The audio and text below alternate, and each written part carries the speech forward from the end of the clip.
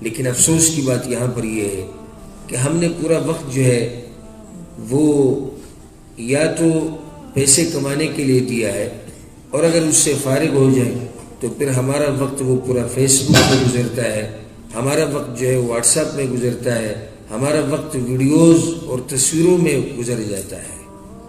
اس face بک نے، اس internet نے جو تباہی کی ہے، تو اگر آپ سنیں تو حیران ہو جائیں گے۔ ہاں، میں مانتا ہوں کہ اس میں فائدہ بھی ہے، لیکن فائدہ وہ لوگ لے سکتے ہیں اس انٹرنیٹ سے جن کے دل میں اللہ سبحانہ و تعالیٰ کا خوف ہو، جو اللہ سے ڈرتے ہوں، وہ فائدہ لے سکتا ہے انٹرنیٹ سے۔ وہ اس طرح کہ اس انٹرنیٹ میں فساد بہت ہے، فتنہ ہے، بہت بڑا فتنہ ہے۔ اب اس میں عورتوں کی تصویریں، اس میں ویڈیوز عورتوں کی، اس میں فحش فلمیں، اس میں گانے، اس میں فلمیں، اس میں ڈرامے، ہر چیز جو ہے وہ آپ کو مل جائے گی انٹرنیٹ میں۔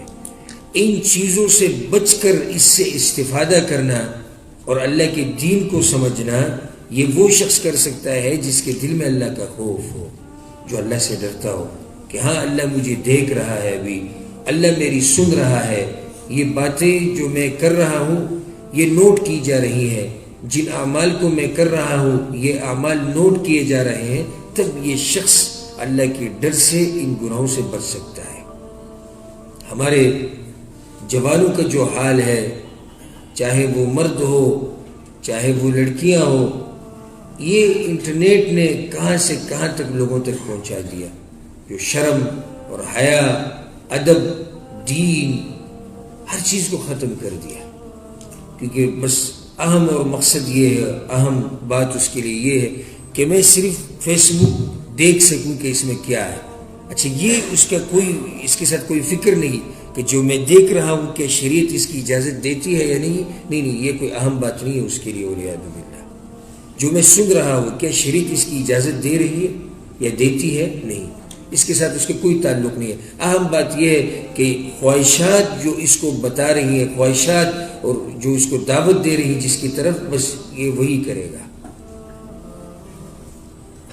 اس لیے بہت لوگ یہ عذر پیش کرتے ہیں کہ جب ہم کو دعوت دیتے ہیں کہ یہ ڈش آپ نے رکھا ہوا ہے گھر میں یا کمرے میں، اس کو نکال دیں، اس کو دیکھنا حرام ہے، یہ جو انٹرنیٹ ہے اس کو زیادہ استعمال نہ کریں، فیس بک پہ احتیاط کریں، واٹس ایپ پہ احتیاط کریں، تو ان کا ایک بڑا بہانہ یہ ہوتا ہے کہ ہم جی اس پر خبریں سنتے ہیں اور ہم نے خبروں کے لیے لگایا ہے۔ اس لیے میں کبھی کبھار ساتھیوں کو کہتا ہوں کہ پتہ نہیں کہ یہ استثناء کہاں سے ان لوگوں کو ملی ہے کہ اگر ایک شخص اخبار دیکھے، ایک شخص خبریں سنے، ان خبروں میں اگر کوئی لڑکی، اجنبی لڑکیاں اس کے سامنے آئے، ان کو دیکھے، اس میں کوئی حرج نہیں۔ پتہ نہیں یہ استثناء ان لوگوں کو کہاں سے ملی ہے کہ خبروں میں لڑکیوں کو دیکھا جا سکتا ہے۔ مجھے تو اس بات کا کوئی علم نہیں، لیکن اگر کسی کے پاس اس کے بارے میں کوئی علم ہو تو برائے کرم ہمیں بھی بتا دیں کہ ہاں، خبریں سنانے والی جو لڑکی ہے اس کو دیکھا جا سکتا ہے، خبروں کے درمیان جو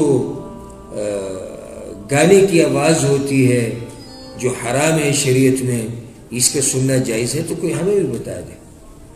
وقت کو برباد کیا لوگوں نے اس انٹرنیٹ میں، ورب الکعبہ اتنا برباد کیا اپنے وقت کو اس انٹرنیٹ میں کہ پوچھو مت۔ صبح شام ہمارے ہاتھ میں انٹرنیٹ، صبح شام ہمارے ہاتھ میں فیس بک، صبح شام ہمارے بچوں کے ہاتھ میں انٹرنیٹ، بڑوں کو تو چھوڑو، بچوں کے ہاتھ میں انٹرنیٹ۔ ماں باپ بھی خوش ہیں کہ بچے مصروف ہیں، بچے جو ہے شرارتیں نہیں کرتے، بچے جو ہے پڑوسیوں کے گھر نہیں جاتے، بچے جو ہے کھیلنے کے لیے نہیں جاتے۔ اس لیے ہم نے ان ہر ایک کے لیے جو ہے موبائل خریدا ہوا ہے، اور خوش بھی ہے، ماں بھی خوش ہے، باپ بھی خوش ہے، اور یہ بھی خوشی کی بات وہ سمجھتے ہیں کہ اس عمر میں اس کو انٹرنیٹ چلانا آتا ہے۔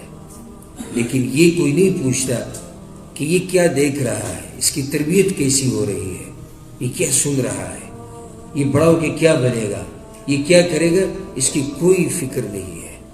میں بتا رہا تھا کہ صبح شام ہمارے پاس انٹرنیٹ ہے۔ صبح جب ہماری آنکھ کھلتی ہے تو سب سے پہلے ہم موبائل کا کوڈ لگا کے دیکھتے ہیں کہ کس نے میسیج بھیجا ہے، کس نے نہیں بھیجا۔ کبھی قرآن کریم کو بھی صبح سویرے کھول کے دیکھو کہ اللہ نے کون سا میسیج بھیجا ہے آپ کی طرف۔ کہ قرآن کریم کو کھولا ہے آپ نے؟ قرآن کریم پر تو غبار لگا ہوا ہے اور پڑا ہے ہمارے الماریوں میں. بس قرآن کریم ہمارے معاشرے میں اس کے لیے کہ اس کو چومو، بس چوم کر آنکھوں پہ لگاؤ، ماتھے پر لگا کر پھر رکھ دو.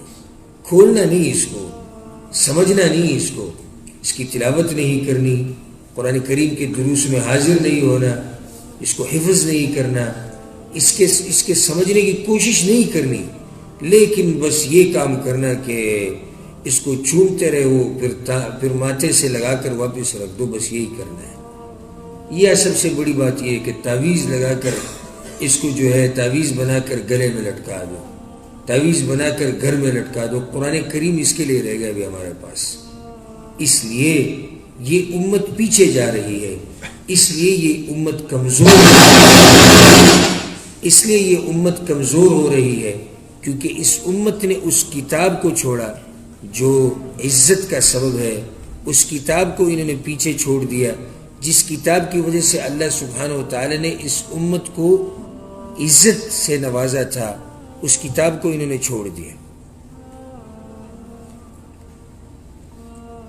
تو اس لیے آج کل جتنی بھی ہماری امت کمزور بن رہی ہے اس کی سب سے بڑی وجہ یہ ہے کہ قرآن کریم کو چھوڑ دیا گیا ہے. قرآن کریم کو صرف ہم نے اس لیے رکھا ہے کہ اس سے تعویذ بنائیں، اور اس کے زیادہ سے زیادہ جب کوئی وفات ہو اور زیادہ سے زیادہ پھر قرآن کریم کے ساتھ ہمارا تعلق یہ ہوتا ہے، اگر کوئی وفات ہو تو پھر ختم کے لیے قاریوں کو جمع کرائیں اور ہر ایک کو ایک پارہ پڑھنے کا کہیں تاکہ قرآن ختم ہو جائے. اس کے لیے ہم نے قرآن بس ہمارے پاس ہے. آگے خیر خیریت ہے. اگر جتنا اہتمام ہم اس موبائل کا کرتے ہیں، اگر اتنا اہتمام ہم کتاب اللہ کا کرتے، ورب الکعبہ، اللہ سبحانہ و تعالی نے آپ کو دنیا میں بھی عزتوں سے نوازنا ہے اور آخرت میں بھی. اگر آپ اس کتاب کو اتنا ٹائم دیں جتنا آپ اپنے موبائل کو دیتے ہیں، اگر آپ اتنا اہتمام یہاں پر کریں، صبح شام ہمارا ایک ہی بس سوچ ہے کہ موبائل میں کیا ہے اور کیا نہیں ہے، پھر اس پر دیکھیں، آگے فساد دیکھیں، جس کا جی چاہے وہ نشر کرے، جو جی چاہے وہ نشر کرے. یعنی اس کا پتہ نہیں کہ کس نے نشر کیا ہے اور اس کا پتہ نہیں کہ کیا نشر کیا ہے، بس نشر کرو فیس بک پر، واٹس ایپ پر. یہ حدیث ہے بھی یا نہیں اس کا کوئی پتہ نہیں. یہ جو بات بتا رہے ہو یہ جھوٹ ہے یا سچ ہے.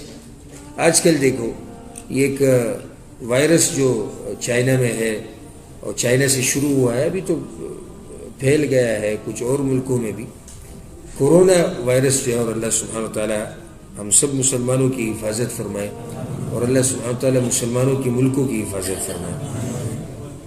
اس وائرس کے بارے میں بس جس کے جی چاہے جو بولے. کوئی کہتا ہے بھئی فلاں ملک میں اتنے مریض ملے اور فلاں ملک میں اتنے مریض ملے اور ادھر اتنے مریض بنے اور ادھر اتنے.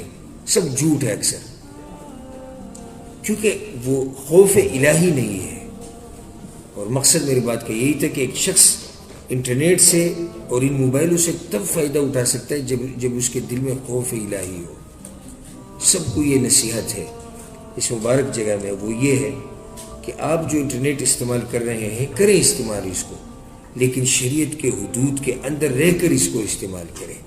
خوف الہی آپ کے دل میں ہونا چاہیے کہ اللہ مجھے دیکھ رہا ہے اور اللہ میری سن رہا ہے.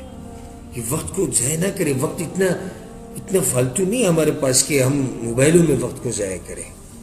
موبائل میں لگے ہو موت ہے. آپ نے کیا کیا اللہ کے لیے؟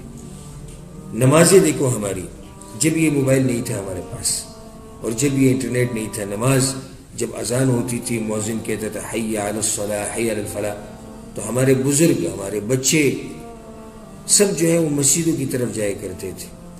ابھی ہم موبائل میں لگے رہتے ہیں، اقامت بھی ہو جاتی ہے، پہلی رکعت بھی ختم ہوئی، دوسری بھی ختم ہوئی، تیسری بھی ختم، آخر میں یہ اچھا شخص ہے جو آخر میں بھاگتا ہوا آ رہا ہے. لیکن زیادہ تر تو اس طرح ہے کہ ادھر ہی نماز ختم ہوئی اور یہ گھر میں بیٹھا موبائل دیکھ رہا ہے. پھر اگر اس کے جب جی چاہا اس نے نماز پڑھ لی. باقی ہمارے پاس، میں اکثر دوستوں کو یہ بات کہتا ہوں کہ ہمارے پاس دین میں رہا ہی کیا ہے.